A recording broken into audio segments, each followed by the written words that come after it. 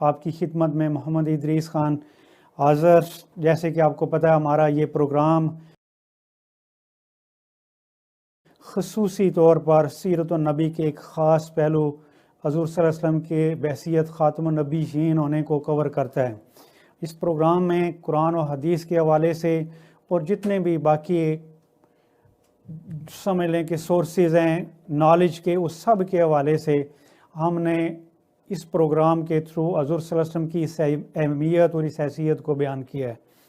حضور صلی اللہ علیہ وسلم خاتم النبیین زمانی طور پر بھی ہیں اور اس کے ساتھ ساتھ جسمانی طور پر بھی اور حقیقی طور پر بھی۔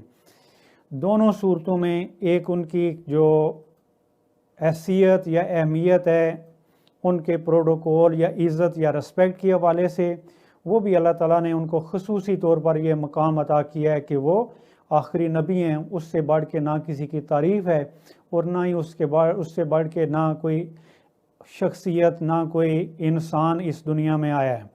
اس حوالے سے اللہ تعالیٰ نے دونوں حوالوں سے، کاملیت کے حوالے سے، اکملیت کے حوالے سے اور دوسری طرف زمانی حوالے سے بھی ان کو خاتم النبیین کنفرم کیا ہے۔ تو چنانچہ اسی سلسلے میں ہمارے یہ پروگرام ہوتے رہے ہیں۔ تقریباً 50 سے زائد پروگرام جو تھے وہ قرآن و حدیث کے حوالے سے تھے، 110 آیات اور 200 سے زائد احادیث ہیں کہ جو حضور صلی اللہ علیہ وسلم کی حیثیت کو کنفرم کرتے ہیں۔ لیکن اس کے باوجود بھی اس امت میں 1400 سال سے بے شمار لوگ ہوئے ہیں کہ جنہوں نے حضور صلی اللہ علیہ وسلم کی اس حیثیت یا اہمیت کو کم کرتے ہوئے اپنے آپ کو نبی کے طور پر پیش کیا، کسی نے واضح طور پر اور کسی نے خفیہ طور پر، اور وہ ساری عزت، دولت اور شہرت اکٹھی کرنے کی کوشش کی کہ جو کسی اور سورس سے شاید وہ اکٹھی نہیں کر سکتے تھے۔ تو اس سلسلے میں چونکہ ہمارا تعلق برِ صغیر سے ہے، برِ صغیر میں خاص کر جو کمیونٹی ہے میجارٹی وہ اردو سپیکنگ ہیں، چاہے وہ انڈیا میں ہوں یا پاکستان میں یا اسی خطے کے اور علاقوں میں، اس حوالے سے خصوصی طور پر خاتم النبیین یا حضور صلی اللہ علیہ وسلم کی اس ختم نبوت کی حیثیت کو جب ہم دیکھتے ہیں برِ صغیر کے حوالے سے، تو برِ صغیر میں بھی ایک شخصیت ہو گزری ہے کہ جس نے حضور صلی اللہ علیہ وسلم کی اس حیثیت یا اہمیت کو ختم کرنے کے لیے اور اپنی نبوت کو اس میں انٹر کرنے کے لیے بے شمار پاپڑ تو چنانچہ وہ شخصیت مرزا غلام احمد قادیانی، جو قادیان کے رہنے والے، قادیان جو گرداسپور کا ایک چھوٹا سا ٹاؤن تھا، لاہور سے قریباً 50 کلومیٹر سمجھ لیں، اسی پنجاب میں کو جو آج کل انڈین پنجاب کا حصہ ہے۔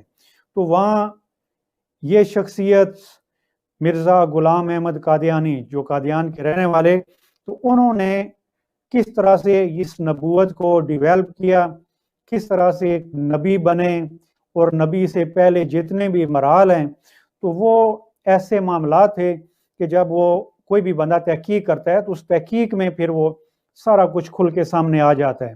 تو چونکہ ہمارا پروگرام آپ کو بتایا کہ پروگرام کا خصوصی طور پر فوکس حضور صلی اللہ علیہ وسلم ہے، ان کی حیثیت بطور خاتم النبیین، تو ہم نے بھی، ہمارے دوستوں نے بھی بے شمار تحقیق کی اور اصل حقائق کو سامنے لے آئے۔ جیسے کہ میں نے پچھلے پروگراموں میں بھی مینشن کیا تھا کہ میں نے ایک کتاب لکھی تھی کہ جس کا عنوان یہ تھا کہ قادیانیت کو، مرزائیت کو نہ ماننے کی 101 وجوہات۔ تو وہ وجوہات ہم نے بیان کرنی شروع کی تھیں، مختلف پروگرام کیے ہیں، تقریباً یہ 64 پروگرام ہیں۔ تو اس میں بھی انہی وجوہات میں سے جو ہے وہ ہم چوز کر رہے ہیں۔ اگلی وجہ یا دو موسٹلی پروگراموں میں ہم دو جو ہے وہ پروگرامز جو ہے وہ دو وجوہات بیان کر رہے ہیں۔ تو اس میں خصوصی طور پر ایک تو یہ ہے کہ وہ ٹائم پیریڈ کہ مختلف جو ٹائم پیریڈ 10 سال کا جب آپ ٹائم پیریڈ دیکھتے ہیں اس تحریک کا، تحریک احمدیت یا تحریک مرزائیت قادیانیت کے پہلے 10 سال، پھر اس سے اگلے 10 سال، پھر وہ اگلے، اور مرزا غلام احمد کی وفات تک آپ کو یہ ساری موومنٹ جو ہے کنفرم ہو جاتا ہے کہ یہ موومنٹ جو ہے یہ کس طرح سے ڈیویلپ کی گئی ہے۔ اس لیے کہ نبوت جو ہے وہ وحی عمل ہے، اللہ تعالیٰ کی طرف سے یہ اپائنٹمنٹ ہوتی ہے۔ کوئی بندہ، کوئی شخص جو اللہ تعالیٰ نے پیدا کیا ہے تو وہ جب 30 یا 40 سال کی یا مخصوص عمر کے حصے میں پہنچتا ہے، اللہ تعالیٰ حضرت جبرائیل کے ذریعے اس کو وحی بھیجتے ہیں کہ آج کے بعد تم اللہ کا پیغام لوگوں تک پہنچاؤ، تو وہ اس شخص کی نبوت کی تقرری ہوتی ہے کہ جو اللہ تعالیٰ کی طرف سے ہوتی ہے۔ یہ کبھی نہیں ہو سکتا کہ ایک انسان اپنی ایفرٹ سے، اپنی محنت سے وہ کہے جی کہ میں نے بے شمار روزے رکھے ہیں، میں نے بڑی عبادت کی ہے اور میں بڑا جو ہے نا وہ نیک انسان ہوں، پاک باز ہوں، سب کچھ، اور مجھے اس کے صلے میں نبوت مل گئی۔ ایسا ہرگز نہیں ہے، بلکہ یہ اللہ تعالیٰ کی عطا ہے، اور اللہ تعالیٰ نے 1,24,000 جو پیغمبر بھیجے ہیں، یہ اپوائنٹمنٹ صرف اور صرف اللہ تعالیٰ کی طرف سے ہے۔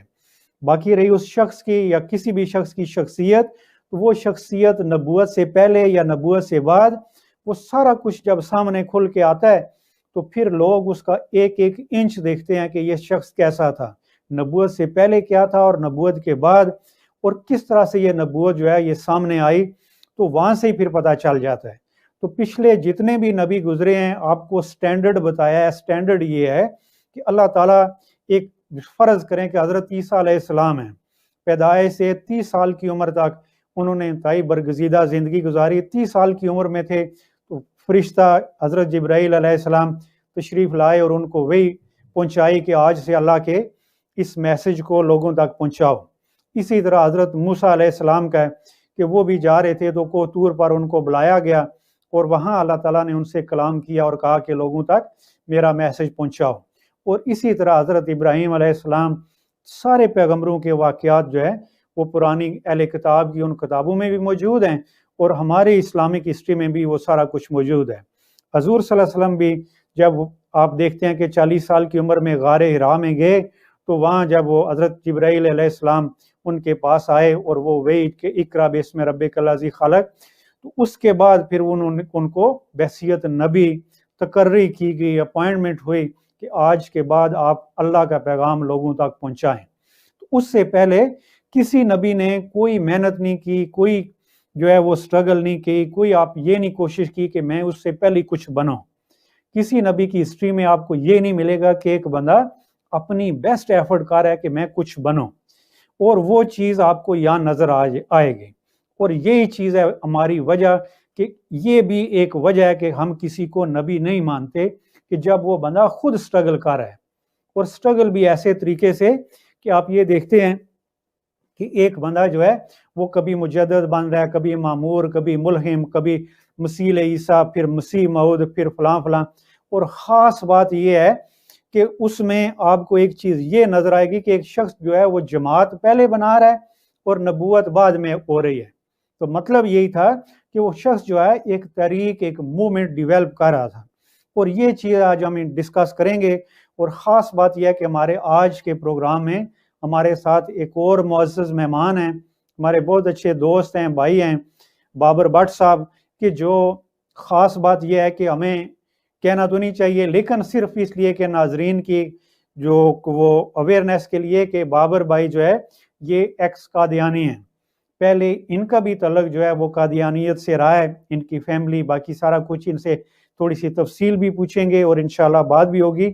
تو سب سے پہلے یہ ہے کہ میں پہلے بابر بھائی کو خوش آمدید کہوں۔ السلام علیکم ورحمۃ اللہ وبرکاتہ۔ جی وعلیکم السلام محترم ادریس صاحب، بہت بہت شکریہ، آپ نے اس شو میں مجھے بولنے کا موقع فراہم کیا ہے۔ جی thank you very much Babar بھائی۔ بس آج کا جو پروگرام جس طرح سے آپ کو ڈسکشن میں تھوڑا سا محسوس ہو گیا ہوگا کہ ہمارے اس پروگرام میں ہم ایک یا دو وجوہات جو ہے وہ بیان کر رہے ہیں کہ وہ کون سی وجہ ہے کہ جس کی وجہ سے ہم کسی کی نبوت کو نہیں مانتے، یا ہم یہ تسلیم ہی نہیں کرتے کہ فلاں شخص جو ہے یہ سارا کچھ کر کے اس کے بعد وہ اپنی اگر وہ ایک تحریک ڈیولپ کرتا ہے اور بعد میں اگر وہ کہے کہ وہ نبی بن گیا ہے، تو کسی طرح سے بھی یہ امت اس نبوت کو ماننے والی نہیں۔ اور یہی ہمارا آج کا ٹاپک ہے کہ ہم چاہتے ہیں کہ تھوڑی سی اس ہسٹری کو ڈسکس کریں۔ تو چونکہ آپ بھی ظاہر ہے اس جماعت میں رہے ہیں، اس ساری موومنٹ کو آپ نے تو پرسنلی دیکھا ہوگا، تو اس میں بھی آپ تھوڑا سا جو ہے ہمیں آپ بھی اس میں جو ہے وہ شامل ہوں اور تھوڑا سا بتائیں کہ جی کہ یہ جو واقعی ایک شخصیت جو ہے یہ ساری سٹرگل کر رہی ہے، تو یہ کچھ آپ کے بھی نالج میں یقیناً ہوگا۔ جی بہت شکریہ۔ جیسا کہ آپ نے انٹرو میں بھی کہا کہ یہ ایک پری پلانڈ چیز تھی اور پہلے سے مرزا غلام احمد صاحب نے یہ طے کر لیا تھا کہ انہوں نے فلاں فلاں فلاں دعوے کرنے ہیں. یہ انبیاء کا طریق نہیں ہے. کوئی تاریخ میں ایسی مثال نہیں ہمیں ملتی. پھر جیسا کہ آپ نے یہ بھی بتایا انٹرو میں کہ جو نبوت ہے یہ ایک خاص انعام ہے، ایک نعمت ہے، ایک عطا ہے جو اللہ تعالی اپنے محبوب بندوں کو دیتا ہے. یہ کسبی نہیں ہے، یہ محنت سے نہیں حاصل کی جا سکتی. مرزا غلام قادیانی صاحب کا یہ دعویٰ ہے کہ انہوں نے کامل اتباع کے نتیجے میں یہ نبوت حاصل کی ہے، جو سریحاً ایک غلط دعویٰ ہے. اگر ان کی زندگی کو دیکھا جائے تو ان کے صاحبزادے نے خود لکھا ہے، ان کی کتاب سیرت المہدی ان کے بیٹے کی، کہ مرزا غلام قادیانی صاحب نے کبھی بھی مکمل روزے نہیں رکھے، کبھی زکوٰۃ نہیں دی زندگی میں، اور کبھی حج اور عمرہ نہیں کیا. مجھے میری سمجھ سے یہ باہر ہے کہ یہ کامل اتباع کس قسم کی تھی، جو اسلام کے بنیادی کلاس کا پوائنٹ بتایا. بالکل صحیح بات ہے جی، بہت شکریہ. جو اسلام کے بنیادی ارکان ہیں، ارکان ایمان ہیں، جو نماز، روزہ، زکوٰۃ، حج، توحید، انہی پر اگر ایک شخص نے عمل نہیں کیا تو پھر کامل اتباع کس چیز کی تھی؟ بالکل ایسے. اور یہ بھی جان لینا چاہیے کہ قرآن میں یا نبی ہوتا ہے یا نہیں ہوتا. شرعی، غیر شرعی، ذلی، بروزی، حقیقی، غیر حقیقی، جعلی، یہ نبوت کی کوئی بھی قسم قرآن میں زیر بحث نہیں لائی گئی. اور مسیح موعود کا جو لفظ ہے، یہ جو اصطلاح مرزا صاحب نے استعمال کی ہے، یہ نہ تو قرآن کی کسی آیت میں ملتا یہ لفظ، اور نہ ہی کسی مخدوش یا موضوع روایت میں ملتا ہے. بالکل تو میں یہ کہنے میں حق بجانب ہوں کہ قادیانیت مطلقاً ایک غیر قرآنی عقیدہ ہے اور ایک غیر شرعی عقیدہ ہے.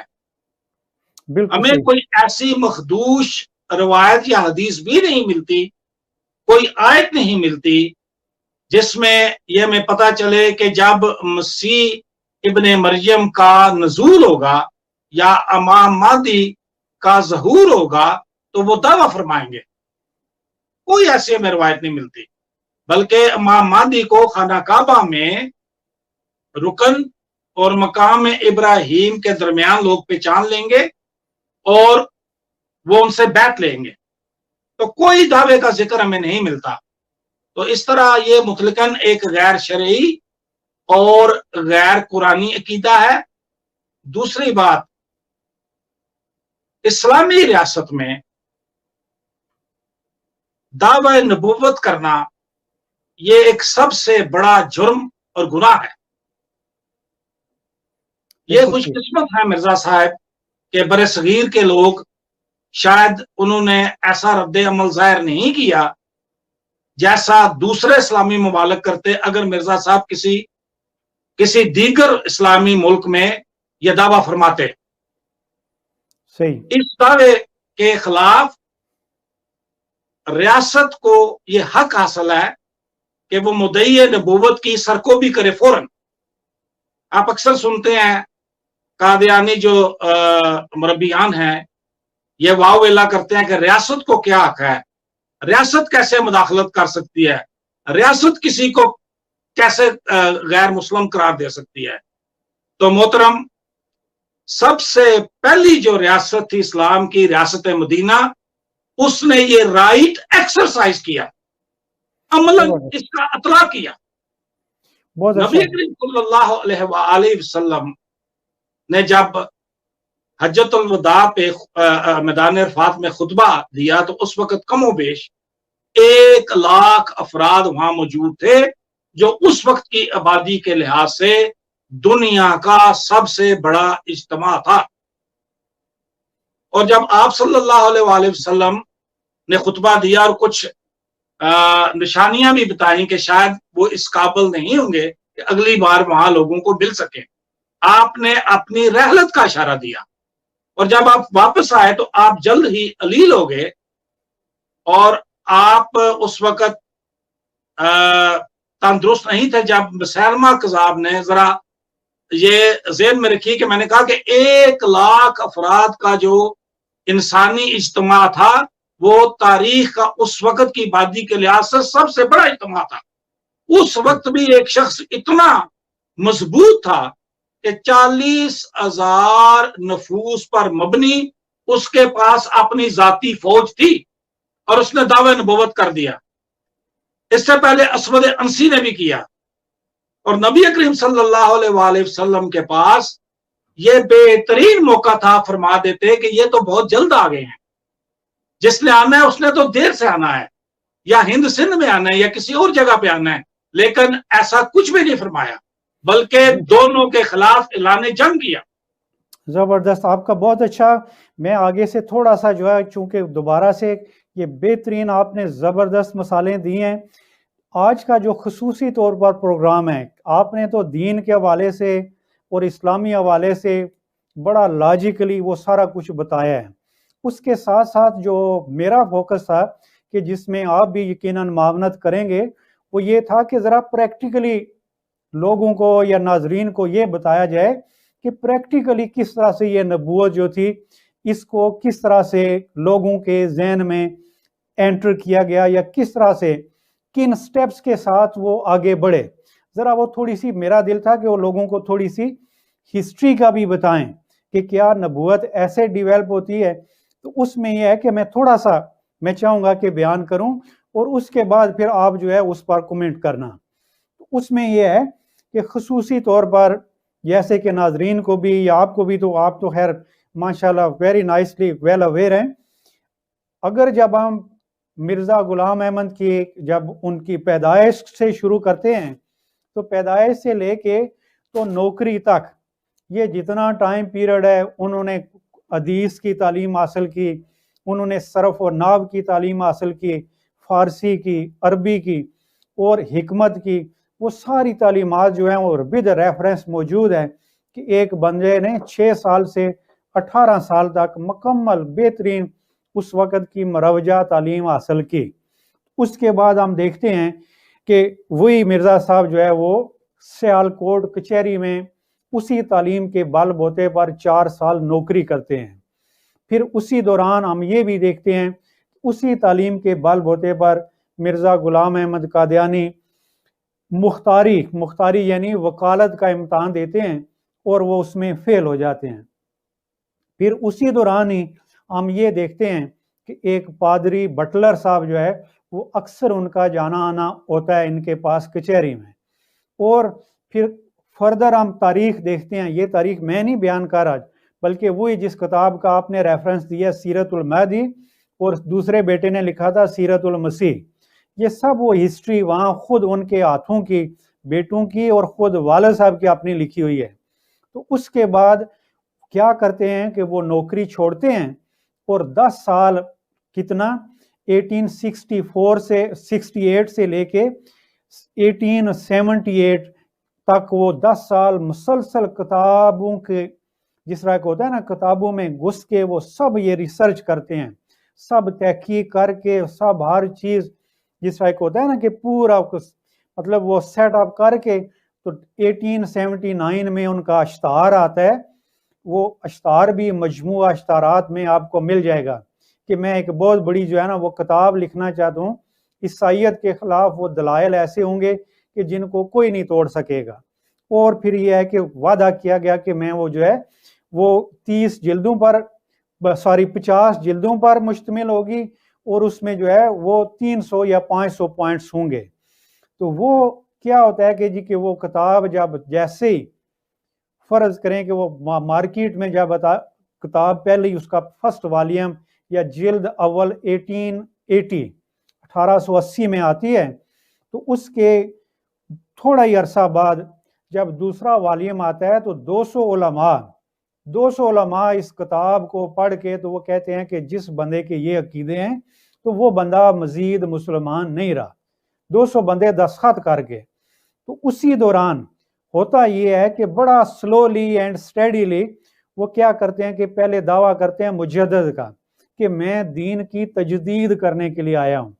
پھر وہ سارے حوالے موجود ہیں کہ جس میں لوگوں کو بڑا واشگاف کہا جاتا ہے کہ میں ختم نبوت کا ماننے والا ہوں. یہ تو ہو ہی نہیں سکتا کہ میں نبوت کو جاری سمجھوں. یہ سارے وہ حوالے ایک ایک ریفرنس موجود ہے. اس کے بعد تھوڑا سا عرصہ گزرتا ہے, پھر ہم دیکھتے ہیں کہ وہی شخص جو ہے وہ محدث کا دعویٰ کرتا ہے. محدث مینس خود ہی وہ بندہ خود ہی تشریح بھی کرتا ہے کہ محدث کا مطلب ہے کہ وہ بندہ کہ جس کا پروٹوکول تو نبیوں والا ہے لیکن وہ نبی نہیں. محدث کی اب تشریح یہ کی جا رہی ہے کہ اس کی عزت رسپیکٹ معاملات جتنے ہیں یہ سارے ریفرنس, مطلب ایک ایک چیز ود ریفرنس جب ہم دیکھتے ہیں. ایک بندہ مجدد بنتا ہے, پوری امت کو کوئی پرابلم نہیں, مجدد جو بھی آج میں اعلان کر دوں آپ کر دیں, کوئی اور عالم دین کر دیتا ہے, وہ لوگ کہیں گے ہوتا رہے, ہو سکتا ہے اور نہ ہو, 10 بندے مانیں گے 90 بندے نہیں مانیں گے, لیکن کوئی بھی کفر کا فتویٰ نہیں دے گا. پھر یہ ہے کہ وہ کہا گیا جی کہ میں مامور ہوں, ملم ہوں, وہ لفظ کہ جو بالکل عام سے کنفیوژن والے نہ کوئی اس پر ہاں کر سکے اور نہ کر سکے. اسی طرح پھر کہا گیا جی کہ میں محدث ہوں, اور اس کے بعد محدث سے بڑھتے بڑھتے انہوں نے بعد میں کہا کہ میں مسیح عیسیٰ ہوں. خاص بات یہ ہے کہ ڈائریکٹ نہیں کہا کہ میں عیسیٰ ہوں یا کچھ بھی, بلکہ کہا گیا کہ میں مسیح عیسیٰ ہوں. اور قریباً 1884 سے لے کے 1891-92 تک وہ اس سٹرگل میں کہ لوگوں کو یہ لفظ جو ہے وہ کسی طرح سے لوگ سویلو کریں, یہ لفظ برداشت کر جائیں کہ میں مسیح جیسا ہوں. وہ ساری کتابوں کے حوالے موجود ہیں, کتاب امامت البشرا, آئینہ کمالات اسلام, اس لیے کہ یہ واحد نبوت تھی کہ جس نے خاص اہتمام یہ کیا کہ پہلے 4 سالوں میں ایک کتاب, اور بعد میں جب لوگوں سے ایڈوانس پیسے لیے تو اپنے گھر پرنٹنگ پریس لگا لیا. خاص بات یہ ہے کہ ادھر قادیان میں ایک بندہ خود اپنا پرنٹنگ پریس ارینج کر لیتا ہے, اور پھر اگلے سال 1 سال میں 8 کتابیں, اور وہ جتنی کتابیں ہیں اس میں وہ بندہ کبھی اپنے آپ کو محدث کہتا ہے, کبھی ملہم کہتا ہے, کبھی مجدد کہتا ہے, صرف اس لیے کہ لوگوں کو کنفیوز کرنے کے لیے. اور اس کے بعد پھر ایک کتاب لکھی ازالہ اوہام, کہ جب لوگوں نے آرگو کیا نا تو لوگوں کے اوہام وہم کی جمع ہے کہ لوگوں کے وہم کو میں ختم کر رہا ہوں. اور اس میں پھر وہ خود کہا جی کہ یہ ناقص طور پر نبی بھی جو ہوتا ہے وہ امتی نبی کی طرح ہوتا ہے, محدث جو مرسلین میں سے ہے امتی بھی ہوتا ہے. مطلب وہ ایسے کنفیوزنگ فکرے کہ ہاں بھی اور نہ بھی, آدھا تیتر آدھا بٹیر. تو 1892 میں 91 میں کہا جی کہ جو مسیح موعود آنے والا تھا وہ میں ہوں. ٹھیک ہے, تو اس کے بعد یہ جو مسیح والا جس طرح سے آپ نے کہا ہے, اس کے بعد اس مسیح موعود کو پکا کرنے کے لیے پھر وہ جو دمشق والی حدیث تھی کہ دمشق سے مطلب ہے قادیان, ٹھیک ہے, منارہ جو تھا وہاں بنا ہوا ہی نہیں تھا, اور کہا گیا جی کہ چونکہ مسیح نے منارے پر اترنا ہے تو قادیان میں منارہ بنانا شروع کر دیا. اور آج بھی وہ احمدیت کا ایک سمبل بنا ہوا ہے کہ وہ ہر رسالے کتاب پر اس منارے کا فوٹو بناتے ہیں. وہ منارہ بھی انہوں نے خود بنیاد رکھی, لوگوں نے کیس کر دیا اور وہ منارہ انہوں نے بند کر دیا, اور بعد میں جو دوسرے خلیفہ بیٹا تھے انہوں نے وہ پورا کیا, اور اس کا آج بھی نام ہے منارۃ المسیح. حدیثوں میں لکھا ہوا ہے کہ وہ مسیح منارے پر آئے گا, انہوں نے منارہ پہلے بنایا, اس کے بعد مسیح نے جو ہے وہ آنا تھا. یہ سارا پری ارینج. سیکنڈ یہ تھا کہ ایک خاص بات کے بعد میں بابر صاحب کے ساتھ اس کو جو ہے نا وہ ڈسکس کرتا ہوں, وہ یہ تھا کہ آپ نے بھی شاید مجھ سے زیادہ پڑھا ہوگا کہ جو لدھیانہ والی بیعت ہے, بیعت لدھیانہ, کہتے کہ ہیں جی کہ وہ بیعت توبہ تھی, بلکہ جب ہم ہسٹری دیکھتے ہیں اس ہسٹری میں یہ ہے کہ قادیان کی بجائے لدھیانہ دوسرے شہر میں جا کے, تاکہ لوگوں کو نہیں پتہ چلے, تو وہاں جو ہے کمرے میں بیٹھ کے باہر سے ایک ایک بندے کو بلایا گیا, اس کا نام رجسٹر میں لکھا گیا اور اس سے حلف لیا گیا کہ جی کہ میں بیعت کر رہا ہوں, اور اس کے بعد یہ مسیح موعود اور اس کے بعد امتی نبی. تو کیا آپ نے کبھی ہسٹری میں دیکھا ہے کہ ایک بندے نے جماعت پہلے بنائی اور نبوت اس کے بعد. تو یہ چیز ہے کہ جو اصل میں ہم لوگوں کو بتانا چاہتے ہیں کہ پہلے جتنے بھی نبی گزرے ہیں اللہ تعالیٰ کی طرف سے نبی کو وہی آتی ہے کہ میرا پیغام لوگوں تک پہنچاؤ، اور اس کے بعد پھر یہ ہے کہ حضور صلی اللہ علیہ وسلم کی طرح کہ پہلے حضرت ابو بکر صدیق، اس کے بعد 1 2 3 10 100 لاکھ اس طرح سے ہوا. یہ واحد نبوت ہے کہ جس میں لوگ پہلے اکٹھے کیے گئے، لنگر پہلے شروع کیا گیا، جماعت کا نام پہلے رکھا گیا، اور اس کے بعد نبوت آئی. آپ سے میں گزارش کروں گا کہ آپ اس پر تھوڑا سا کمنٹ کریں. جی بہت شکریہ عزیز صاحب. آپ نے بجا فرمایا کہ یہ جو بتدریج دعوے کیے گئے سٹیپ بائی سٹیپ، یہ سارے منصوبہ بندی کے تحت تھے، پری پلان تھے، اور مرزا صاحب کو پیچھے سے استعماری قوتوں کی کمک حاصل تھی یہ جو سارا کچھ کیا جا رہا تھا. اور سیال کوٹ کا آپ نے ذکر کیا، تو سیال کوٹ میں جب آپ گئے تو وہ اس سے پہلے ایک واقعہ آتا ہے. آپ نے دادا کی پینشن جو تھی وہ چرائی، اس کو خرچ کیا. جب پیسے ختم ہو گئے تو پھر چائے کے ایک ڈھابے پہ ڈاکہ مارا، اور اس میں آپ کے جو ساتھ آپ کا کزن تھا وہ تو پکڑا گیا اور آپ بھاگ گئے. اور 4 سال تک وہ کہتے ہیں کہ ہم شامل نہیں تھے. اچھا، وہ شامل نہیں تھے، لیکن پینشن ہمیشہ مرزا صاحب ہی لیتے تھے. یہ ان کے دادا کی پینشن تھی اور وہ اپنے بھائیوں کو نہیں دیتے تھے. تو اسی لیے کزن ساتھ چلا گیا تھا کہ پیسے تو ہمیں ملنے نہیں چلے، راستے میں اڑا دیں گے جا کے، کیونکہ مرزا صاحب تو کسی کو پیسہ نہیں دیتے تھے. وہ پیسہ لینا جانتے تھے، دینا نہیں جانتے تھے. تو پھر ہمیں ملتا ہے یہ جو ہے نا، یہ دعووں سے پہلے کی زندگی ہے. ذرا دیکھیے جی جی کہ مرزا صاحب وہاں جا کے ملازمت کرتے ہیں سیال کوٹ میں، کم و بیش 4 سال کا عرصہ وہاں رہتے ہیں، منہ چھپا کے رکھتے ہیں اور خطوط لکھتے ہیں بار بار گھر میں کہ جو مجھ سے غلطی ہوگی اس کی معافی دے دے، میں گھر آنا چاہتا ہوں، میری تنخواہ تھوڑی ہے، یہاں پہ میرا گزارا نہیں ہوتا. اور جو جواب دیا جاتا ہے ماں کی طرف سے وہ یہ ہے کہ جو حرکتیں تم نے کی ہیں ہمیں پتہ چل گئی ہیں، اور میری زندگی میں میرا منہ نہیں تم دیکھ سکتے. میں مر گئی، میری تجہیز و تکفین ہو گئی، اس کے بعد آ جانا. تو جس طرح آپ نے بتایا کہ مرزا صاحب نے وہاں مختاری کا امتحان دیا، وہ دنیا کا ایک عام سا امتحان تھا جس کی غالباً 2 کتب تھیں، اور آپ وہ بھی فیل کر گئے. آپ دنیا کا امتحان فیل کر گئے. اور جب ان کی والدہ فوت ہو گئی، تجہیز و تکفین ہو گئی، تو پھر بندہ بھیجا گیا کہ اب اگر آپ نے آنا ہے تو آ جائیں. تو میں اصل میں جو بات کر رہا تھا وہ تھوڑی موقوف ہوگی بیچ میں، کہ جب جنگ یمامہ ہوئی، پہلے خلیفہ نے اس وقت تک آرام نہیں کیا جب تک مدعی نبوت کی سر کو بھی نہیں کر لی. یہ ایک اتنی بڑی جنگ تھی. رسول پاک صلی اللہ علیہ وسلم کی جو حیات مبارکہ ہے، وہ ساری حیات میں، آپ کی حیات میں جتنے بھی غزوات ہوئے یا جنگیں ہوئیں، ان میں زیادہ سے زیادہ 250 جو اصحاب ہیں وہ شہید ہوئے ہوں گے. جنگ یمامہ میں 1200 اصحاب شہید ہوئے، ان میں سے بیشتر حافظ قرآن تھے، حفاظ تھے.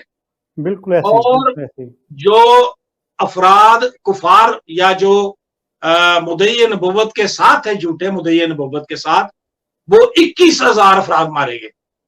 تو یہ اتنی بڑی جنگ تھی تاریخ اسلام میں. لیکن جب تک کلا کما نہیں کر لیا جھوٹے مدعی نبوت کا، تب تک خلافت آرام سے بیٹھی رہی. یہ جو سر فہرست خلیفہ وقت کے، خلیفہ اول کے کام تھے، ان میں مسیلمہ کذاب کی سرکوبی موجود تھی. اب ہم دیکھتے ہیں کہ کسی بھی جھوٹے مدعی نبوت کے بارے میں اگر یہ واضح ہو جائے کہ وہ ہسٹریا یا مالی خولیا یا مرگی کا مریض ہے، تو اس کے دعوے کی تردید کے لیے یہ ضرب اتنی شدید ہے کہ اس کے بعد کسی قسم کی اس سے صداقت یا ثبوت مانگنا بھی جرم ہے. یہ اس کی صداقت کی عمارت کے بیخو بند کو اکھاڑ دیتی ہے یہ چیز. بالکل نبی ہسٹیریا کا، مراق کا، مالی خولیا کا مریض نہیں ہوتا، وہ اس دور کا زیرک ترین شخص ہوتا ہے جس بالکل نے اپنی امت کی، اپنی قوم کی رہنمائی کرنی ہوتی ہے. میں یہاں ان کے بیٹے کا ایک حوالہ دیتا ہوں. پھر ان کے بیٹے نے کتاب لکھی سیرت الماضی، اور وہ تھے بشیر احمد ایم اے صاحب. تو وہ لکھتے ہیں کہ ڈاکٹر میر محمد اسماعیل صاحب نے مجھ سے بیان کیا کہ میں نے کئی دفعہ حضرت مسیح موعود یعنی مرزا صاحب سے سنا کہ مجھے ہسٹریا ہے. بعض اوقات آپ مراق بھی فرمایا کرتے تھے، لیکن دراصل بات یہ ہے کہ آپ کو دماغی محنت اور شبانہ روز تصنیف کی مشقت کی وجہ سے بعض ایسی عصبی علامات پیدا ہو جایا کرتی تھیں جو ہسٹیریا کے مریضوں میں عموماً یہاں ہوتی ہیں. مثلا کام کرتے کرتے یکدم ذوف ہو جانا، چکروں کا آنا، ہاتھ پاؤں کا سرد ہو جانا، گھبراہٹ کا دورہ ہو جانا، ایسا معلوم ہونا کہ ابھی دم نکلنے لگا ہے، یا کسی تنگ جگہ یا بعض اوقات زیادہ آدمیوں میں گر کر بیٹھنے سے دل کا سخت پریشان ہونے لگنا وغیرہ. یہ انہوں نے سیرت الماضی کا حصہ 2 میں صفحہ 55 پہ لکھی، اور یہ روایت نمبر ہے 369. مرزا غلام احمد دراصل ایک مخبوط الحواس شخصیت کے مالک تھے. انہوں نے اپنی زندگی میں اتنے دعوے کیے دریس صاحب، اتنے دعوے کیے اور اتنے مضحکہ خیز دعوے کیے کہ شاید ہی دنیا کے کسی فرد نے اتنے دعوے کیے ہوں. یوں لگتا ہے کہ مرزا صاحب کو ہر دعویٰ کرنے کے پیسے ملتے تھے. انہوں نے کوئی دعویٰ چھوڑا ہی نہیں ہے. انہوں نے، میں یہ بات تو بڑی عجیب سی لگتی ہے کہ شاید زندگی میں اتنے کپڑے نہ بدلے ہوں جتنے انہوں نے دعوے کر دیے. بالکل اتنے زیادہ دعوے تھے. اگر انہوں نے اتجا کر دیا جائے تو خود ایک ضخیم کتاب بن جاتی ہے. بالکل بالکل ایسے ہی ہے، اور یہی تو ہمارا موضوع ہے. بات یہ ہے کہ لوگوں کو ہم، ایک تو ہوتا ہے نا زبانی کلامی ایسے کسی کی مخالفت کرنی، بات یہ ہے کہ ایک تو فزیکلی آپ وہ سارا ماحول دیکھ کے آئے ہیں. سیکنڈلی یہ ہے کہ ہم جو بھی بات کر رہے ہیں وہ ود ریفرنس کر رہے ہیں، ود ریفرنس بتا رہے ہیں کہ وہ لوگ، خاص کر یہ ہے کہ وہ لوگ جو ابھی تک اسی جماعت یا گروہ کے ساتھ ہیں، ان کو ہماری طرف سے یہ دعوت تحقیق ہے کہ جو بات ہم کر رہے ہیں آپ اس پر تحقیق کریں کیا یہ سچ ہے یا نہیں کیا. اور خاص بات وہی ہے کہ جس کو میں دوبارہ سے دہراؤں گا کہ آپ یہ دیکھیں کہ ایک شخص جو ہے وہ خود سے کتنی سٹرگل کر رہا ہے اپنے آپ کو کچھ ثابت کرنے کے لیے. وہ سٹرگل کیا ہے؟ ایک بندہ کیا ہے کہ مختاری کا امتحان دیتا ہے کہ میں وکیل بن جاؤں گا تو وکیل کی بڑی عزت ہے، شاید وہ پیسے بھی کماتا ہے اور مجھے جو ہے نا اس سوسائٹی میں ایک مقام مل جائے گا، لیکن وہ بندہ اس میں کامیاب نہیں ہوتا. دوسری طرف سے پھر وہ بندہ جب دیکھتا ہے کہ نہیں اس طرح سے معاملہ تو نہیں، پھر وہ بندہ مصنف بن جاتا ہے. وہ مصنف بن کے وہ بندہ شاعری بھی کرتا ہے، وہ بندہ ادیب بھی بن کے مضمون لکھتا ہے. وہ اسی طرح کمپیریٹیو سٹڈیز میں کہ جی کہ فلاں اخبار میں جو ہے نا، جو رسالہ برادر ہند میں جو ہے وہ بندہ اپنا جو ہے وہ چیلنج لکھ رہا ہے. اسی طرح اپنا مضمون جو ہے نا وہ ادیب بن کے، ایک اخبار تھا سفیر ہندوستان، اس میں امرتسر میں بطور ادیب اپنا مضمون چھپوایا. اسی طرح بابا نارائن سنگھ ہے، ان کے ساتھ جو ہے جو بھی ان کی بحث ہوئی یا بات ہوئی اس کو انہوں نے تحریری طور پر لکھ کے اس کو مباحثہ بنا کے کوشش کی کہ میں اس کو پرنٹ کرا کے لوگوں تک پہنچاؤں. کیوں؟ اس لیے کہ لوگوں کو میرا پتہ چلے جی کہ میں جو ہے نا وہ بہت بڑا اسکالر ہوں. اسی طرح 21 مئی 1879 برمو سماج لاہور کے پنڈت شو نارائن سے مباحثہ کیا. اور یہ مباحثہ یہ نہیں کہ کوئی بڑا مطلب فارمل مباحثہ تھا، ایسے ہی گپ شپ، لیکن اس کو انہوں نے لکھ کے اور کوشش کی کہ جس کو مضمون کی صورت میں اخبار میں چھپواؤں. اسی طرح براہین احمدیہ کے ابھی کتاب لکھی نہیں. آپ یہ دیکھیں کہ ایک بندے نے ابھی کتاب لکھی نہیں اور وہ 105 ریاستوں کے سربراہوں کو لیٹر لکھ رہا ہے کہ میں بہت بڑی ایک کتاب لکھنے لگا ہوں تو مجھے پیسے دو. مطلب کیا کہ مشہوری بھی ہو جائے اور میں برگزیدہ بھی بن جاؤں, بڑا اسکالر سمجھا جاؤں, اور ساتھ میں جو ہے وہ فیملی ایکسپورٹ بھی ہو جائے, پیسے بھی مل جائے. اور جتنے بھی اشعار دیے ہیں, مجموعہ اشعارات کے جو ارلی اشعار ہیں, اس میں وہ بندہ اپنے آپ کو رئیس قادیان لکھ رہا ہے. حالانکہ سچ یہ ہے اس کو اپنے گھر والے بھی نہیں مان رہے. بچے جو 2 بچے ہیں ان 2 بچوں نے نہیں مانا. بیوی جو تھی اس نے طلاق لے لی لیکن وہ نہیں مانی. گھر کے جتنے بھی وہ آئلی معاملات تھے وہ انتہائی دگرگوں تھے. لیکن وہ ہمارا موضوع کبھی پھر کبھی ہوگا. ابھی بات یہ ہے کہ ایک بندہ فل سٹرگل کر رہا ہے اپنی دولت, شہرت اور عزت حاصل کرنے کے لیے, اور جب وہ دیکھتا ہے کہ جی کہ یہ سارا کچھ نہیں, تو پھر یہ ہے کہ وہ اس لائن پر چڑھتا ہے کہ جس پر اس کو اسپیشلی ساری وہ پروٹیکشن دی جاتی ہے, پرموشن دی جاتی ہے. وہ سارا آپ کو دیکھیں گے کہ جی کہ اگر جب ہم ہسٹری بیان کریں گے تو ڈاکٹر ہے تو اسی طرح وہ فرنگی ڈاکٹر, اسی طرح وکیل ہے تو وہ فرنگی وکیل کے جی جو جیل میں کے ساتھ ان کا مقدمہ تھا, کبھی پڑھیں تو صحیح کہ اس کے ساتھ ان کا وکیل اس وقت کون تھا اس مقدمے میں, کہ جس میں 700 جرمانہ ہوا تھا یا 500, بابر صاحب کو بھی یاد ہوگا. تو یہ سارا کچھ جو ہے بڑا سلو اینڈ سٹیڈی ڈیویلپ کیا گیا. وہ دوست کے جو کہتے ہیں جی کہ نہیں جی حوالے سے بات کریں, یہ ہسٹری ہے, یہ کتابیں موجود ہیں, سراج منیر. اسی طرح آپ یہ دیکھتے ہیں شہادت القرآن روحانی خزائن جلد 6 صفحہ 323, امامت البشرا روحانی خزائن جلد 7 صفحہ 296, اب امامت البشرا روحانی خزائن جلد 7 صفحہ 300, ازالہ اوہام, توضیح المرام. یہ وہ ساری کتابیں ہیں کہ جن کا ایک ایک حوالہ ہے. ایک شخص جو ہے وہ پہلے مجدد بنتا ہے. مثلا صرف مثال کے لیے بابر صاحب کے لیے بھی کہ آئینہ کمالات اسلام میں صفحہ 383 روحانی خزائن جلد 5 میں بندہ اوپن کہہ رہا ہے کہ میں نبی نہیں ہوں بلکہ اللہ کی طرف سے محدث اور اللہ کا کلیم ہوں, تاکہ دین مصطفیٰ کی تجدید کروں. تجدید کرنے والے کو انہوں نے پھر اور جگہ پر خود مجدد لکھا ہے کہ میں مجدد ہوں. ٹھیک ہے. اسی طرح مختلف جگہوں پر پھر ایک شہادت القرآن ہے, اس میں کہتے ہیں کہ ہمارے سید و رسول صلی اللہ علیہ وسلم خاتم الانبیاء ہیں اور بعد ان حضرت صلی اللہ علیہ وسلم کوئی نبی نہیں آ سکتا. اس لیے اس شریعت میں نبی کے قائم مقام محدث رکھے گئے ہیں, کہ پہلے کہا گیا کہ نبی کی بجائے محدث ہیں, اور پھر محدث کے بارے میں خود ہی اگلے ازالہ اوہام میں جو ہے اپنے آپ کو محدث کے طور پر اپنی انٹروڈکشن کرائی کہ محدث جو مرسلین میں سے امتی بھی ہوتا ہے اور ناقص طور پر نبی بھی, تو وہ کسی نبی کا مثیل اور خدا تعالیٰ کے نزدیک وہی نام پاوے جو اس نبی کا نام ہے. ٹھیک ہے کہ جی کہ وہ نام بھی کیپچر کرنے کے لیے حضرت عیسیٰ علیہ السلام کا وہ سارا کچھ کیا گیا.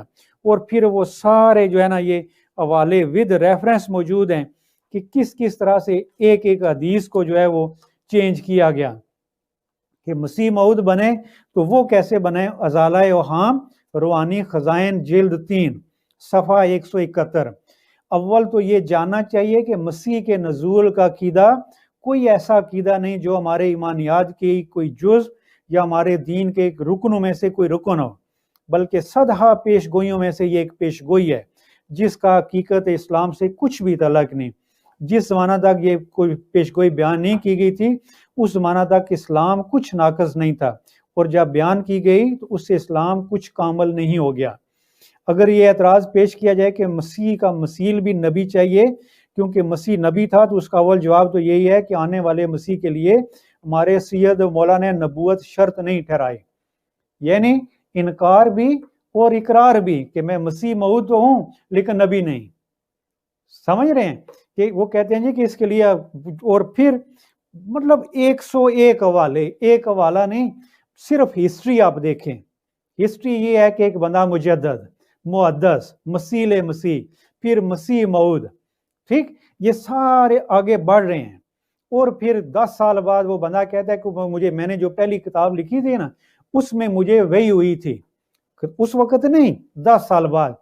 اور اس وقت کہ جب اس نے جماعت بنا لی, لنگر شروع کر دیا, بندے اکٹھے کر لیے, پرنٹنگ پریس لگا لیا, بکس جو ہے وہ سارا سیٹ اپ کر کے, اس کے بعد وہ بندہ جو ہے نا 1902 میں یا 3 میں جو ہے وہ بندہ اعلان کرتا ہے کہ ٹھیک ہے جی میں امتی نبی ہوں. پھر بھی پورا نہیں بلکہ نبی کے اندر, ود ان نیشن. ادریس صاحب میں بڑی معذرت چاہتا ہوں, آپ کی گفتگو میں مخل ہو رہا ہوں بہت ہی معذرت کے ساتھ. اصل میں وہ جو معیار قائم کرتا ہے اپنے دعوے کا, وہ اپنی ہی کتاب کو معیار مقرر کرتا ہے. وہ قرآن کا, حدیث کا کوئی حوالہ نہیں دیتا. وہ کہتا ہے کہ دیکھو جیسا کہ میں نے براہین احمدیہ کی فلاں جلد میں یہ بات لکھی تھی. اور آج کا چونکہ موضوع ایسا نہیں ہے, براہین احمدیہ کا آپ نے ذکر کیا, اس نے کہا کہ میں 50 جلدیں لکھوں گا اور 5 لکھی, اور کہا کہ اس میں ان میں صفر کا ہی تو فرق ہے. اور جن لوگوں سے پیسے لیے انہوں نے کہا کہ آپ نے جھوٹ بولا ہے, دغا کیا ہے, ہمارے پیسے واپس دے. وہ لوگ پیسے مانگتے مانگتے اس دنیا سے چلے گئے, ایک پائی اس شخص نے کسی کو نہیں دی. اب جو اللہ کے احکام ہیں ان پہ اگر آپ عمل نہیں بھی کرتے تو اللہ تعالیٰ درگزر فرمانے والا ہے. لیکن جب آپ نے کسی فرد واحد کا پیسہ کھایا ہے یا اس کے ساتھ زیادتی کی ہے تو اللہ تعالیٰ کا بھی حکم ہے کہ وہی شخص تمہیں معاف کرے گا تو معافی ملے گی. تو وہ لوگ جن کے پیسے اس شخص نے کھائے تھے وہ مانگتے مانگتے اس دنیا سے چلے گئے, لیکن ہمیں کوئی کہیں بھی یہ ذکر نہیں ملتا کہ کسی کو پیسے لٹائے گئے. اور جو پیسے جس مقصد کے لیے لیے گئے تھے اس کے لیے خرچ بھی نہیں کیے گئے. اور یہ اعتراف موجود ہے ان کی کتابوں میں کہ انہوں نے کہا کہ فلاں فلاں فلاں فلاں شک میں ہمارے سے پیسے خرچ ہوئے. اس میں وہ پورے ایک پروگرام کریں گے کہ جب وہ کتاب لکھنی شروع ہوئی اس پر انشاءاللہ جو ہے نا نیکسٹ انشاءاللہ کوشش کریں گے آپ کے ساتھ جو ہے براہین احمدیہ کہ کیسے لکھی گئی, کس مرال سے گزری, اور جن لوگوں نے وہ کتابیں پھاڑ کے لفافے میں ٹھونس کے واپس کی گئیں ان کے بارے میں انہوں نے پھر بدعائیں دیں. پھر وہ ایک نواب تھے, نواب صدیق حسن خان, ان کو کہا گیا جی ان کی نوابی انگریزوں نے چھین لی, کس لیے کہ انہوں نے جو ہے وہ کتاب پھاڑ کے تو واپس کی تھی, اس لیے حضرت صاحب کی وہ بدعا لگی. لیکن معاملہ جو ہے وہ جو اپوننٹس ہیں وہ کہتے ہیں کہ انہوں نے خود جو ہے وہ شکایت کی تھی کہ جس کی وجہ سے ان کے جو سپورٹرز تھے انہوں نے ان سے وہ نوابی کا ٹائٹل لے لیا. تو بہرحال اس پر بھی انشاءاللہ بات کریں گے. جی جی بہت شکریہ. میں نا یہاں پہ دعووں کی بات ہو رہی ہے تو اس کے بہت سارے دعوے ہیں, لیکن چند دعووں کو میں ذرا زیر بحث لانا چاہتا ہوں. ویسے تو اس کا یہ بھی دعویٰ تھا شروع میں کہ میں ایک عالم ہوں, پھر دعویٰ کیا میں مناظر ہوں, پھر یہ بھی دعویٰ کیا کہ میں بشر ہوں. یہ ان کا جو مجموعہ ہے وحی اور الہامات کا تذکرہ کتاب, اس کے صفحہ 70 میرے سامنے اس وقت کھلا ہے, طبع 4 میں. اس میں لکھا کہ میں صرف تمہارے جیسا ایک آدمی ہوں. تو یہ جو دعوے ہیں مختلف مناظر سے, پھر محدث جیسا کہ آپ نے کہا, مجدد, پھر آگے سیڑھیاں چڑھتا جاتا ہے, پھر مسیح موعود, اور پھر عین مسیح, پھر ذلی بروزی نبی, پھر شریعتی نبی, شرعی نبی, پھر خدا, اور خدا کے بعد نہ جانے کیا کیا اس نے سوانگ رچائے. تو اس کا ایک دعویٰ یہ بھی ہے میں انسان کی اولاد نہیں ہوں بلکہ انسان کی شرمگاہ ہوں. یہ ذرا دعویٰ دیکھیے کتنا مذکہ خیز ہے. کرم خاکی ہوں میرے پیارے نہ آدم زاد ہوں بشر کی جائے نفرت اور انسان کی آر. براہین احمدیہ میں حصہ 5 صفحہ 97, اور اگر روحانی خزائن میں جائیں گے تو یہ جلد 21 ہوگی اور صفحہ 127 ہے. تو اس دعوے میں مرزا غلام قادیانی کی جو جماعت ہے, ان کے جو پیروکار ہیں, ان سے ہمیں وضاحت طلب ہے. وہ میں بتائیں کہ انسانوں کی آر کی جگہ 2 ہوتی ہیں, اور مرزا صاحب کون سی جگہ تھے, اور جنس کی تخصیص بھی فرما دیں کہ وہ ان کی جنس کیا تھی. ایک دعویٰ ہے ان کا میں سور ماروں, یہ بھی دعویٰ ہے, اور یہ ذکر حبیب میں ملتا ہے جو مفتی صادق نے لکھی تھی. اس کے یہ صفحہ 162 پہ ہے. وہ لکھتے ہیں کہ پیر سراج الحق صاحب نے بہت سے کتوں کو زہر دے کر مار ڈالا. اس پر بعض لڑکوں نے پیر صاحب کو چڑھانے کے واسطے ان کا نام پیر کتے مار رکھ دیا.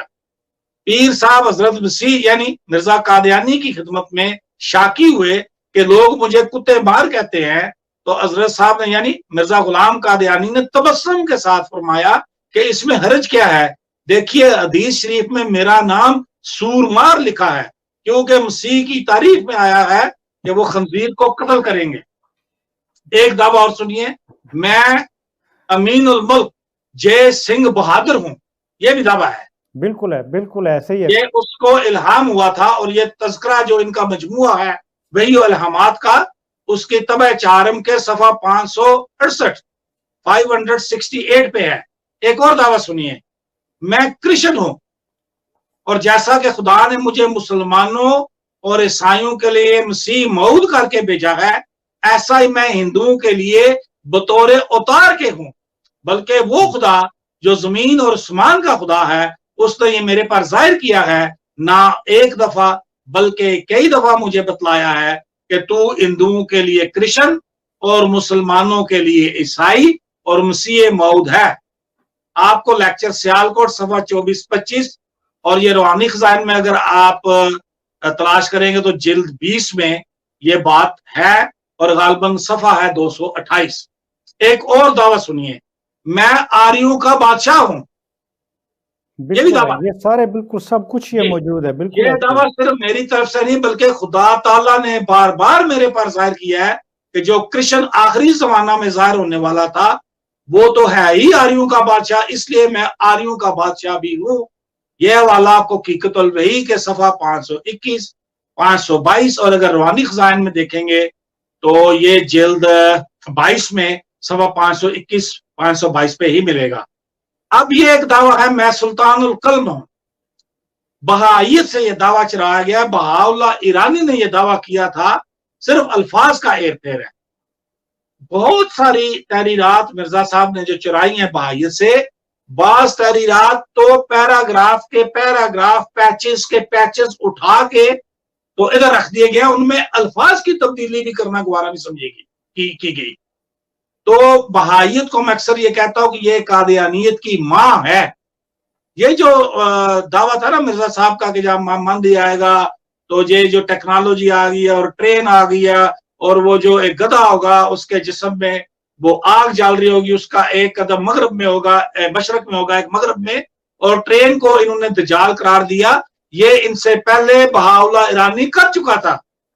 تو اس وقت کیونکہ بارڈر سے اس پار جو آتی تھی کتب، لوگ اتنے پڑھے لکھے نہیں تھے، اتنی تعلیم نہیں تھی، شعور نہیں تھا، تو یہ تحریرات سر سید کی تحریرات بھی انہوں نے بہت زیادہ چرائی ہیں، اور بہاءاللہ کی تحریرات تو 90% چرائی ہیں۔ اسی لیے میں کہتا ہوں کہ بہائیت ان کی ماں ہے۔ اچھا جی، میں آریوں کا بادشاہ ہوں اور میں سلطان القلم ہوں، یہ دعویٰ چرایا گیا ہے اور یہ بہاءاللہ کا تھا۔ اللہ تعالیٰ نے اس عاجز کا نام سلطان القلم رکھا ہے، اور میرے قلم کو ذوالفقار علی فرمایا ہے۔ بہاءاللہ نے لکھا تھا سیف اللہ، اور انہوں نے یہاں پہ ذوالفقار علی لکھا، تو یہ بھی تذکرہ جو ان کا مجموعہ ہے وہی الہامات کا، اس کے صفحہ 58 طبع چارم میں موجود ہے۔ ایک اور دعویٰ سنیے، میں غازی ہوں۔ اس عاجز کا نام مکاشفات میں غازی رکھا گیا ہے، یہ آپ کو ملے گا نشان آسمانی صفحہ 15 اور روحانی خزائن کی جلد 4 صفحہ 375 میں۔ ایک اور دعویٰ، میں گورنمنٹ برطانیہ کے لیے پناہ اور تعویذ ہوں۔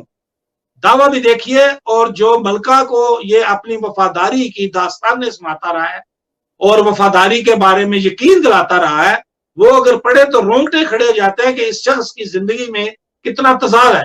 آپ نے وحی کی بات کی تو اس نے پہلے جب کہا کہ جو وحی ہے دعویٰ سے پہلے اس کی مکمل تنسیخ ہو چکی ہے، اور میں مدعی نبوت پہ 1000 لعنتیں بھیجتا ہوں، اور بعد میں اسی شخص نے کہا کہ وہی مجھ پہ بارش کی طرح ہوتی ہے۔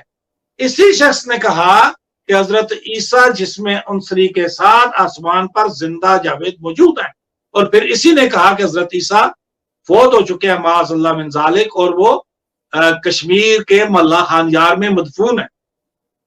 کہتا ہے کہ میں کہہ سکتا ہوں کہ میں اس گورنمنٹ کے لیے یعنی گورنمنٹ انگلشیا کے لیے بطور ایک تعویذ کے ہوں اور بطور ایک پناہ کے ہوں جو آفتوں سے بچاوے اور خدا نے مجھے بشارت دی اور کہا کہ خدا ایسا نہیں کہ ان کو دکھ پہنچاوے کیونکہ تم ان کے ساتھ ہو۔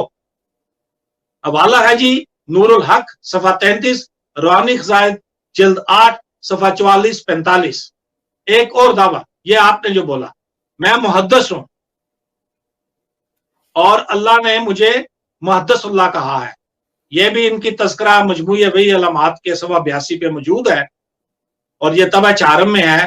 میں عبد القادر ہوں، یہ بھی دعویٰ ہے۔ یہ کتنا مزکہ خیز دعویٰ ہے۔ میں اچھا آگے ایک دعویٰ ہے، میں ذوالقرنین ہوں۔ قرآن شریف کی آئندہ پیشگی کے مطابق وہ ذوالقرنین میں ہوں جس نے ہر ایک قوم کی صدی کو پایا۔ روحانی خزائن جلد 21۔ وہ تو آپ کو بھی پتا ہے کہ انہوں نے بھی ایک شعر بھی لکھا جو کہ میں آدم ہوں، میں نوح ہوں، میری نسلیں ہیں ہزار، یاد ہوگا آپ کو، ٹھیک ہے۔ انہوں نے نسلوں میں بھی کوشش کی ہے کہ جی کہ وہ ساری نسلیں جو ہے ان کا کمبینیشن بنا کے، اور اسی طرح سے جو جتنے بھی اعزازی طور پر یا سارا کچھ، بات یہ ہے کہ ہمارے ہاں چونکہ پروگرام کی کمی ہے، سچ یہ ہے کہ یہ وہ کچھ ہے بابر صاحب کہ آپ نے تو فزیکلی وہ سارا کچھ دیکھا ہے، سمجھا ہے، انڈرسٹینڈ کیا ہے، اور اس کے بعد آپ اس حقیقی اسلام کی طرف، اس دین کی طرف واپس لوٹے ہیں۔ بے شمار ہمارے دوست ہیں کہ جو آج بھی اس عقیدت کی وجہ سے آنکھیں اور کان اور سب کچھ بند کر کے آج بھی اگر ہم ان کو دعوت دیتے ہیں تو اس دعوت کو وہ ایک کان سے سن کے تو دوسرے سے نکال دیتے ہیں۔ اسی لیے خصوصی طور پر ہم نے آپ سے گزارش کی تھی کہ ایک ہمارا کہنا ہے اور ایک آپ وہ ہیں کہ جنہوں نے فزیکلی یہ سارا کچھ تحقیق کی، یہ جستجو کی اور اس کے بعد ڈیسیژن لیا کہ سچ کیا اور حق کیا ہے۔ تو یہی چونکہ بہت سارے مطلب وہ سارے دلائل ہیں، ریفرنس ہیں کہ جس کے لیے کئی پروگرام چاہیے، اور یہ سارا کچھ آج کی جو 2 وجوہات ہیں کہ جن کو ہم نے کوشش کی ہے کہ اپنے ناظرین تک پہنچائیں۔ ایک تو یہ کہ یہ وہ واحد بندہ ہے کہ جس نے ایک نبی ہونے کا دعویٰ نہیں بلکہ دعووں کا ایک پوری سیریل ہے کہ رنگ رنگ کے اور ہر رنگ کے دعوے آپ کو ملیں گے، اور اس سب کے آخر جا کے اپنے آپ کو نبی کے طور پر پیش کیا۔ اسی طرح دوسری بات یہی ہے کہ جب آپ دیکھتے ہیں کہ جتنے بھی حضرت عیسیٰ علیہ السلام، موسیٰ علیہ السلام، ابراہیم علیہ السلام، اور خاص کر ہمارے اپنے نبی حضور صلی اللہ علیہ وسلم، جب نبوت ان کو ملتی ہے تو وہ کوئی صفحہ پر کھڑے ہو کے یہ نہیں کہتے کہ میں نبی ہوں بھی اور نہیں بھی، یہ بھی ہے اور وہ بھی، بلکہ وہ سیدھا سیدھا اعلان کرتے ہیں کہ میں اللہ کا نبی ہوں، اللہ تعالیٰ نے مجھے اپوائنٹ کیا ہے اور میں یہ دعوت دیتا ہوں کہ ایک اللہ کی عبادت کرو اور اس پر ایمان لاؤ۔ ویئر ایز کہ یہ واحد جگہ ہے کہ جہاں ہم دیکھتے ہیں کہ کبھی نبوت کو چھپایا جاتا ہے، کبھی اس کے کوئی اور لفظ ڈھونڈے جاتے ہیں، کبھی ان کو مکس کیا جاتا ہے، اور یہ سارا کچھ سٹرگل میں تاکہ یہ ہے کہ لوگوں کا جو غیظ و غضب ہے اس سے بچا جائے۔ اس لیے کیونکہ ہمارے پروگرام میں بابر صاحب کو بھی پتا ہوگا کہ چونکہ ایک لمیٹڈ ٹائم ہے، مجبوری ہے، ورنہ آپ کی جتنی بھی علمیت ہے، سچی بات ہے کہ یہ سب حقیقت ہے، یہ وہ سارا کچھ ہے کہ جو حقائق ہیں، عقیدت نہیں بلکہ حقیقت، اور اسی کی دعوت دینے کے لیے ہم یہ پروگرام کرتے آ رہے ہیں۔ آپ سے بھی گزارش ہے کہ آپ بھی اپنے ان دوستوں کو میسج دیں کہ جو ابھی تک اس عقیدت کی وجہ سے آنکھیں اور کان بند کیے ہوئے ہیں۔ تو اس کے بعد چونکہ ہمارے لاسٹ منٹس ہیں تو آپ سے گزارش یہی ہے کہ تھوڑا سا میسج دیں، اور اس کے بعد انشاءاللہ اگلے پروگرام میں ہم کوشش کریں گے کہ اپنے ناظرین کو مزید حقیقی معلومات پہنچانے کی کوشش کریں۔ جی ادریس صاحب بہت شکریہ۔ میرا میسج یہی ہے کہ قادیانیوں کو کھلے دل سے اپنی کتب پڑھنی چاہیے۔ میں نے کبھی بھی نہیں یہ کہا کہ وہ مسلمان علماء کی کتابیں پڑھیں، میں ان سے ہمیشہ درخواست کرتا ہوں کہ وہ اپنی کتابیں صحیح طرح سے پڑھیں، یہ کافی ہے۔ اور اتنے تضادات ان میں ہیں، اتنے تضادات کہ شاید ہی اتنا دنیا میں کوئی کانٹراورشل آدمی ہو جتنا مرزا غلام قادیانی۔ بالکل ٹھیک، بالکل صحیح۔ جی ناظرین، جیسے کہ آپ کو پتہ ہے ہمارا یہ پروگرام آج کی جو 2 وجوہات ہم نے ڈسکس کی ہیں، ایک تو یہی کہ ایک شخص جو ہے وہ زیرو سے ہیرو بننے کے لیے کس طرح سے تدریجی طور پر سارا وہ سیٹ اپ ڈیویلپ کرتا ہے، ساری اسٹرگل کر کے تو یہ نبوت حاصل کرنے کی کوشش کی جاتی ہے. تو چونکہ ہمارا مذہب یہ بتاتا ہے کہ نبوت جو ہے وہ بھی چیز ہے، اللہ تعالیٰ کی عطا ہے، اللہ تعالیٰ کی طرف سے اپائنٹمنٹ ہوتی ہے. بندہ اپنی اسٹرگل سے اگر کوئی نبی بننے کی کوشش کر رہا ہے، اس کا مطلب ہے کہ وہ سچا نبی نہیں.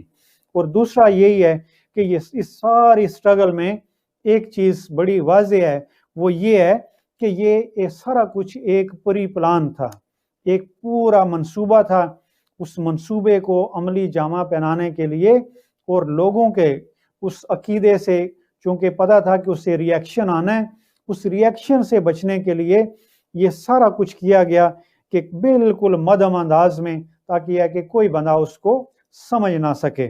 اور یہ جتنے بھی ریفرنس ہیں، آپ کی آدھی زندگی آپ یہ دیکھتے ہیں کہ ایک بندے کی آدھی زندگی وہ خود کہہ رہا ہے کہ میں ختم نبوت کو ماننے والا ہوں، اور اس آدھی زندگی کو گزار کے 50 سال ایک عقیدے کو اپنا کے، اور اس کے بعد وہ بندہ خود ہی مکر جاتا ہے کہ نہیں، خاتم النبیین کے یہ معنی نہیں بلکہ وہ معنی ہے جو میں بیان کر رہا ہوں.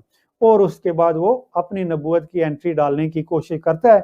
اور بے شمار لوگ ہیں کہ جو سادگی کی وجہ سے، مصلحت اور اپنے مفاد کی وجہ سے اس میں شامل ہو جاتے ہیں.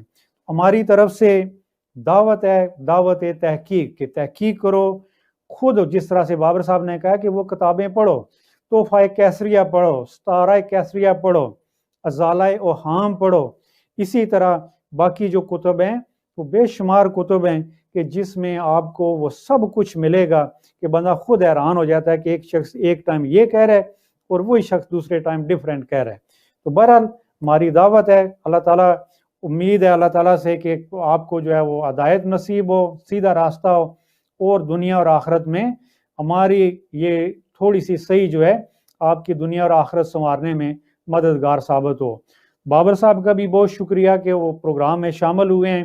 تو باقی ہماری جو انتظامیہ میں عبدالقادر مدنی صاحب، ان کا بھی شکریہ. تو انشاءاللہ اگلے پروگرام میں انشاءاللہ پھر ملاقات ہوگی. بابر صاحب اور تو نہیں کچھ کہنا؟ جی بہت بہت شکریہ آپ کا، آپ نے مجھے اپنے شو میں لیا اور میں آپ کا انتہائی مشکور ہوں. آپ کے جو ایڈمن ہیں ان کا بھی بہت مشکور ہوں.